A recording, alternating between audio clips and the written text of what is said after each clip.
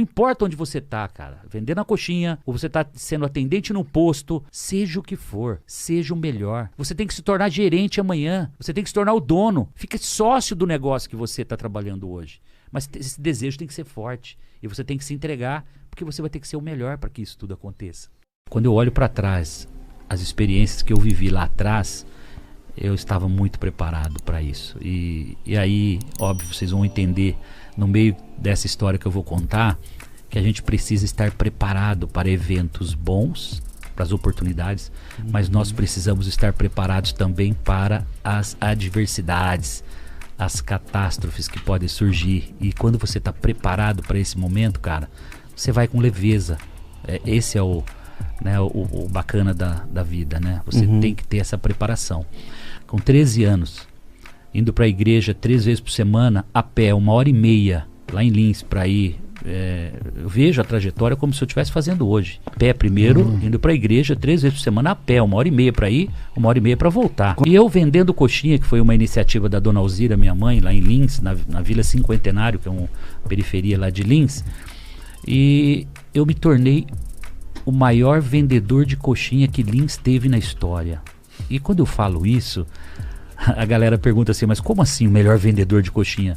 Eu consegui comprar um Fusquinha 1962 à época para minha mãe, porra. Você sabe o que é? Vendendo coxinha. Você transformar a vida da sua família, com 13 anos eu entender que o trabalho, que o dinheiro pode transformar a sua vida, mudar a vida da família, e a gente começa a ir pra igreja de Fusquinha, cara. Aquilo foi você não tem ideia do que foi essa vitória. Minha mãe tinha uma indústria praticamente em casa, meu. Eu vendia 3 cestos de salgados, vendia uma média de 600 salgados em meio período. Eu fazia 3 viagens, eu criei uns nichos, tipo assim... Fazia fiado? Cara... Cadernetinha, você não tem noção. E aos sábados eu voltava em toda a minha rota. Então eu tinha marcenaria, construções, serralherias, madeireiras, tudo que vocês imaginarem. Que a galera 3 da tarde, 3h30, dava uma fome no povo, rapaz. Então era ali que eu falei, cara, eu descobri meus nichos de negócio. Claro que eu fui descobrir depois, só com 20 e poucos anos, que eu fui o melhor vendedor de coxinha que ele teve na história. Era nato isso, muito legal. Você tinha um pitch específico assim? Mas olha que legal. Com 15 anos, eu consigo meu primeiro emprego. Copiador de Xerox. Tá? 15 anos, carteira registrada, carteira de trabalho, com meio salário mínimo na carteira. Foi meu primeiro, lembro como se fosse hoje, como R$60, acho que foi meu primeiro registro na carteira. Vocês não fazem ideia do que é um copiador de Xerox em 6 meses se tornar gerente da copiadora. Aí vocês vão falar assim, não, você tá abusando, né? Eu desmontava as máquinas, eu fazia limpeza, eu fazia polimento de cilindros, eu fazia limpeza de fusor.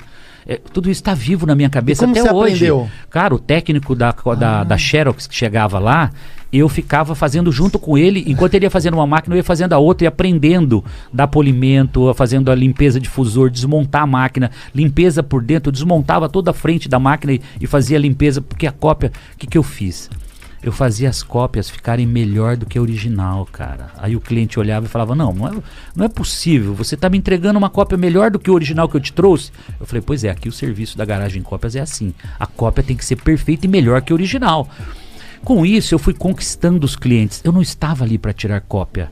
Eu era dono da copiadora, eu cuidava do negócio como se eu fosse o dono.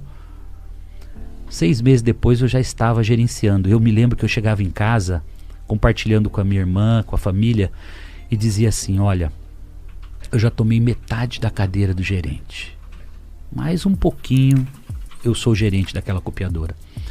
E nessa de me relacionar, fazer network com os clientes no balcão da copiadora, porque era um balcão de uns 15 metros e cheio de clientes. E aí chegava um cliente muito chato, Valmir, e esse cliente, cara, chegava no balcão, todos os funcionários, que eram mais de 20, fugiam, cara. Toda vez o Semenzato era o cliente que ia atender esse cliente chamado Valmir, que era um auditor de empresas, contador, etc. Um belo dia esse cara olha pra mim e eu falando pra ele, cara, tô fazendo um curso de computação nos finais de semana, já tô aprendendo a programar computadores, me relacionando, contando com muito entusiasmo o que eu estava fazendo. Eu tô estudando, tô aprendendo isso, aprendendo aquilo e contando. E ele vendo o meu diferencial. Um belo dia o seu Valmir consegue uma vaga ou surge uma vaga num grupo de empresas chamado Sermácula de Lins, madeireira, cerealista, material de construção, tudo que você pensar, fazendas, um grande grupo, um grupo grande de empresas lá. E aí o seu Valmir chega, Semenzato, tem uma oportunidade para você, não sei se você vai gostar, etc. Pô, seu Valmir, mas eu tô indo bem aqui, né, na copiadora, como é que faz isso? Eu não tinha a mínima ideia, né, do que ia acontecer na minha vida, né? Claro.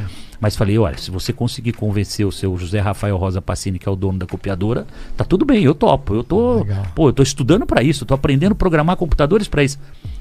Cara, 8 meses, 1 ano depois eu já estava na Cobra Computadores, na fábrica em Ribeirão Preto, fazendo curso de programação de computadores na fábrica. Eu aprendi a programar a linguagem COBOL com 16 anos. 16 anos, tá? Com 16 para 17, eu assumo o centro de processamento de dados desse grupo e começo a desenvolver todos os sistemas que vocês imaginarem. Aí começa aqui, contabilidade, contas a pagar, folha de pagamento, controle de tributos, né, ICMS, livro de ICMS, controle de gado, controle de construtora. Comecei a desenvolver todos os códigos, sistemas. Os softwares? Sim, e de desenvolver os códigos você aprende. Sabe o que aconteceu? Mas sabe o que aconteceu? Né? Eu me tornei, na Garagem Cópias, o melhor copiador de Xerox que Lins teve na história. Que me levou ao quê? Ao melhor programador que Lins teve na história, cara. Eu me tornei referência desenvolvendo programas de computadores. E aqui eu quero dar uma pausa e quero deixar uma dica já pra galera. Legal. Será que você está sendo o melhor naquilo que você faz hoje? Será que você está copiador de Xerox e acha que você tem que morrer copiador de Xerox? Ou você está fazendo conexão, você está abrindo portas para você crescer profissionalmente? Isso, aqui começa a trajetória. São os pilares que vocês vão ter que fazer analogia com o que vocês fazem hoje, com o que vocês estão fazendo, com o tamanho do seu sonho, com a projeção de onde você quer chegar, porque vem coisas muito maiores do que isso ainda e vocês vão perceber nessa trajetória. Não obstante eu me tornar o melhor programador que Lins teve na história, eu estou fazendo um curso técnico com 15, 16, 17 anos. Você levava junto? Primeiro colegial, fiz o técnico junto. Bom, vou fazer, então vou aprender a programar computador também, pô. Legal. E vou me formar como técnico. Nem sonhava fazer faculdade, porque acho que já sabia que não ia dar também, não ia ter tempo, não ia, né, enfim. Terminei o curso técnico, sabe o que acontece? Eu me tornei o melhor aluno formado do colégio. E eu sou convidado pelo Instituto Americano de Lins para ser professor 2º grau, com 18 anos. Autorização da Secretaria de Estado da Educação, autorização especial, porque eu não tinha pedagogia, não era bacharelado para dar aula, não fiz pedagogia, não fiz nenhuma especialização para lecionar, então autorização especial, carteira de trabalho, professor 2º grau. Cara, o professor mais jovem da história, acho que, sei lá, do país talvez. E eu chegava na sala dos professores, me conectando com os professores de 20, 30 anos de IAL, de Instituto Americano, como se eu fosse um professor veterano, cara. Me conectando, chegava na sala dos professores lá em cima, como se eu fosse um professor de 20 anos de vida ali, de carreira. Nessa hora não era mais fusquinha já. Não, eu estacionei, cara, com 18 anos uma CBR 450. Pensa bem, o garoto com 18 anos estaciona uma CBR 450 Custom. Cara, muitos poderiam ter perdido o juízo nessa hora. E aí vem outra dica pra galera: foco, determinação.